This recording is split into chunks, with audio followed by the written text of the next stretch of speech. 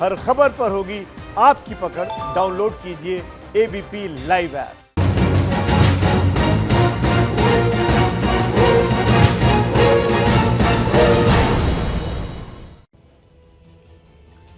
नमस्कार, शाम के 4 बज चुके हैं। एबीपी न्यूज पर अपने शो संविधान की शपथ के साथ हाजिर हूं मैं रुमाना इसार खान।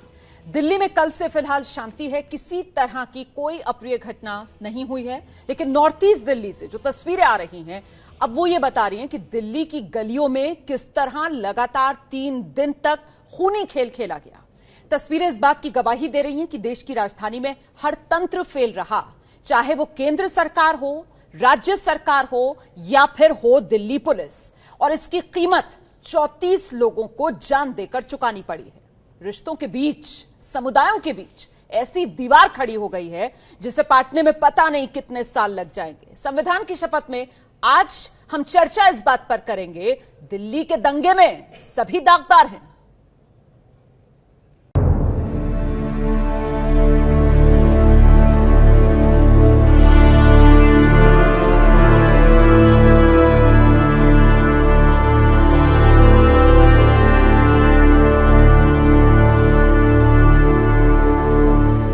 दिल्ली में दंगों के दर्द का अंत नहीं।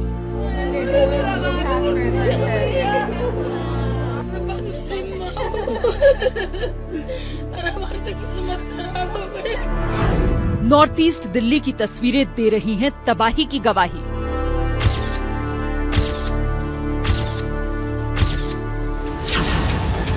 दंगे को लेकर आरोपों के घेरे में आम आदमी पार्टी का पार्षद। हमें इंसाफ मिले, जिसने ये किया है उनको सजा मिले। ताहिर हुसैन इसमें मेन रोल है उसका, उसने अपना घर, उससे फायरिंग करवाई, पथराव कराया। ये सर बहुत गलत किया इसने।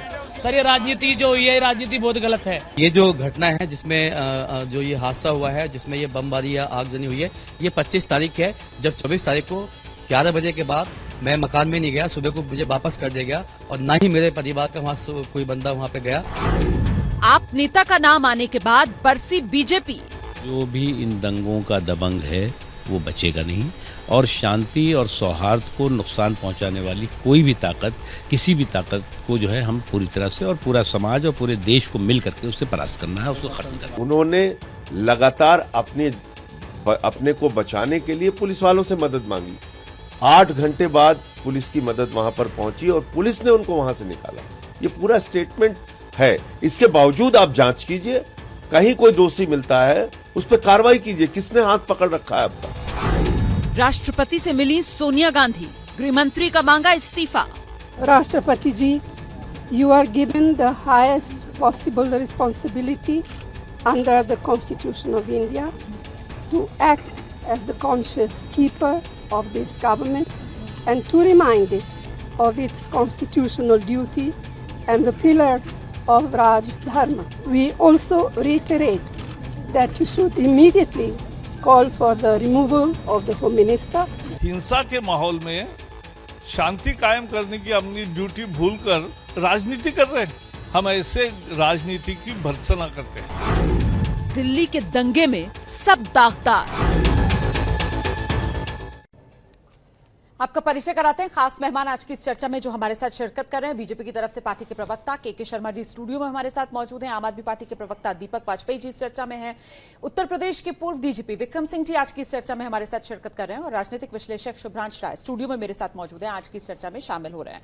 मैं चर्चा शुरू करूं उससे पहले मुझे लगता है आपको एक बार जानना चाहिए कि आखिरकार ये जो दिल्ली के दंगे हैं, इसमें हम सवाल ये क्यों उठा रहे हैं कि दागदार क्या सभी नहीं है। सिलसिलेवार ढंग से आपको दिखाते हैं कैसे एक एक की भूमिका सामने आ रही है, कैसे सभी के दामन पर दाग लगे हुए हैं। सबसे पहले अगर बात पुलिस की जाए तो देखिए किस तरीके से पुलिस के दामन पर दाग दंगे फैलने से रोकने में, क्योंकि पुलिस नाकाम रही।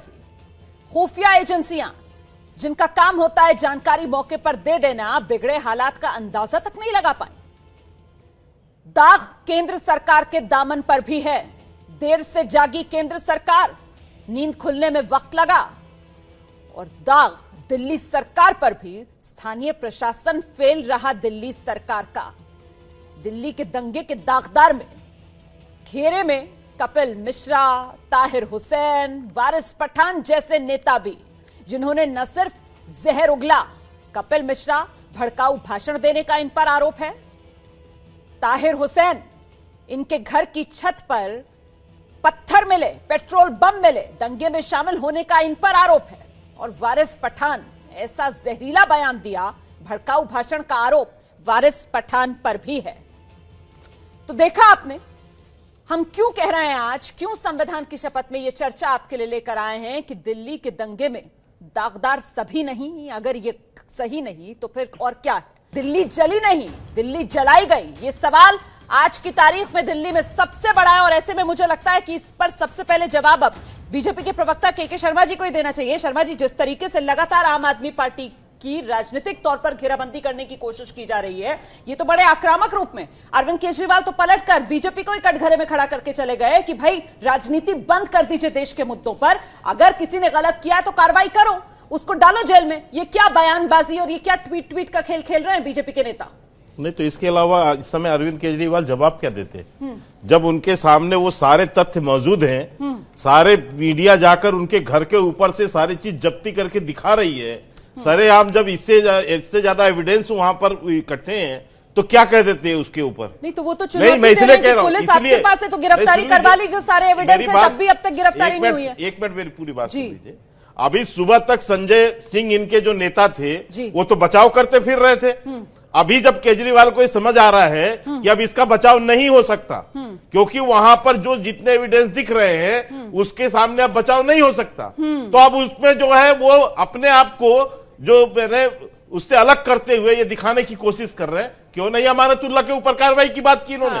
अमानतुल्लाह पर जब वो बयान दे रहे थे शाहीन बाग के ऊपर, तब उनकी बयान क्यों नहीं आते? दीपक वाजपेयी जी हमारे साथ मौजूद हैं। मैं इसलिए कहता हूं, एक मिनट सर, मुझे सवाल पूछने दीजिए, समय कम है। दीपक वाजपेयी जी का मैं रुक कर रही हूं। दीपक वाजपेयी जी, यहां पर जो बात के शर्मा जी कह रहे हैं कि भाई मॉरल हाई ग्राउंड लेने की कोशिश तो कर ली अरविंद केजरीवाल ने, पलट कर ये कहते हुए रिपोर्टर से कि साहब कार्रवाई क्यों नहीं कर लेते हैं, अगर हमारे लोगों पर इस तरीके के आरोप लग रहे हैं तो गिरफ्तार करो, जेल में डालो। लेकिन मैं ये जानना चाहती हूं सर कि पार्टी इसकी मिसाल क्यों नहीं कायम कर देती है? आरोप लग रहे हैं, देख तो अरविंद केजरीवाल भी रहे होंगे, देख तो दीपक वाजपेयी भी रहे होंगे, किस तरीके से उनके घर की छत पर पत्थर भी पड़े हुए हैं, पेट्रोल बम भी है। पहले पार्टी से ही सर बाहर का रास्ता दिखा दो ना उनको, मिसाल आप ही कायम कर दो कार्रवाई करके।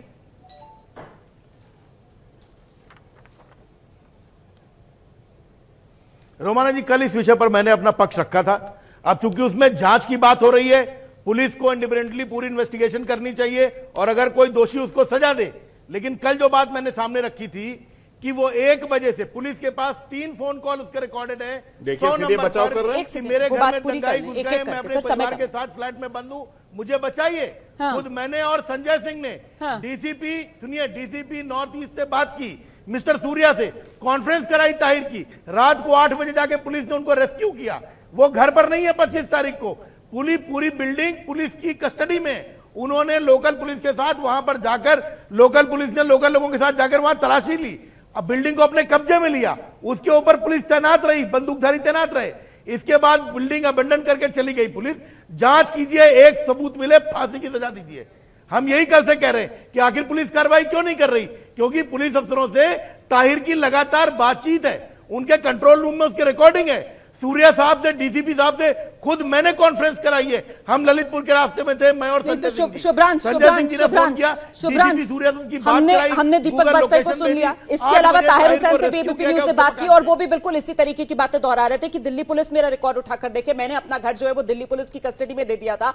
मैं ये जानना चाहती हूं कि हम सब इस बात को समझ रहे हैं कि जिस तरीके से ये हिंसा भड़की है, ये एक स्पर ऑफ द मोमेंट में जो चीज हो जाती है वैसी तो नजर नहीं आती है ना, ये तो बाकायदा सुनियोजित साजिश के तौर पर नजर आती है। और इससे क्या राजनीतिक दल अपना पल्ला झाड़ सकते हैं? जिस तरीके से उन्हीं के नेताओं के नाम सामने आ रहे हैं, उनकी भूमिकाएं जो हैं वो संदेह के घेरे में है। शुभ्रांश, देखिए रुमाना, ऐसा है कि ये राजनीति का संयोग है या प्रयोग मुझे नहीं मालूम, कल कुछ इसी तरह का आपका टैगलाइन था, लेकिन जली तो मेरी दिल्ली। जो 30 से ज्यादा लोग मरे वो हिंदुस्तानी थे और वो दिल्ली वाले थे। लेकिन 2 इसमें बड़ी इंपॉर्टेंट बातें हैं जो अभी मैंने नोट किया। पहली इंपॉर्टेंट बात है कि अगर मान लेते हैं कि अरविंद केजरीवाल जी लाचार थे और उनके पास दिल्ली पुलिस नहीं थी, तो दिल्ली के सबसे लोकप्रिय व्यक्ति आज के डेट में वो थे क्या? जिस दिन इस दंगों की पहली माचिस लगी थी उस दिन उन्होंने अपील करी? नहीं करी।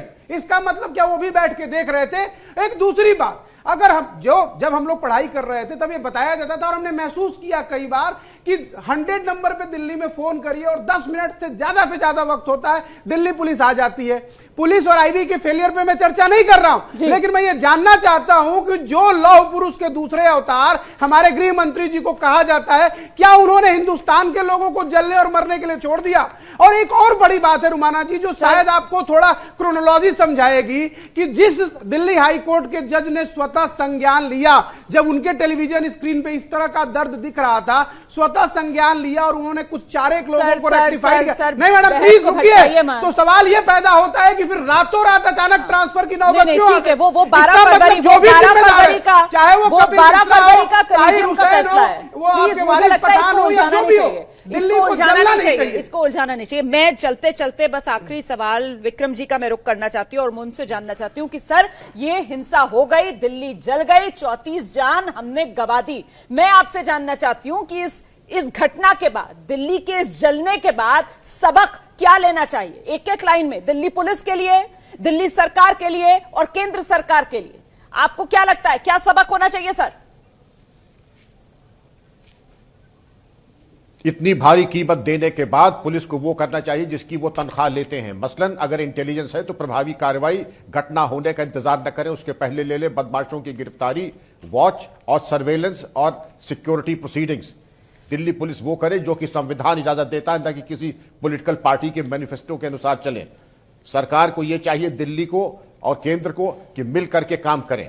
लोकप्रिय बातें करने से बातों से कब तक खुश करेंगे? ये बहुत जरूरी बात, ये बहुत जरूरी बात। और मुझे लगता है इसी नोट पर हमें आज संविधान की शपथ पर विराम लगाना चाहिए, इस उम्मीद के साथ कि जो बैठे हुए हैं सत्ता में, जो बैठे हुए हैं जिम्मेदार पदों पर, उन्होंने ये कार्यक्रम देखा होगा और ये बात सुनी होगी और आगे के लिए कम से कम वो सबक जरूर लेंगे। आज की इस चर्चा के बाद मेरी राय बहुत साफ है, दिल्ली में दंगा बड़ा दाग, बड़ी नाकामी पर सभी मंथन करें ताकि ऐसा दोबारा देश के किसी हिस्से में कभी ना हो। बहुत बहुत धन्यवाद आप सभी का आज की इस चर्चा में हमारे साथ जुड़ने के लिए। मैं शेखर कपूर लेके आ रहा हूं प्रधानमंत्री सीरीज 2 शनिवार रात 10 बजे।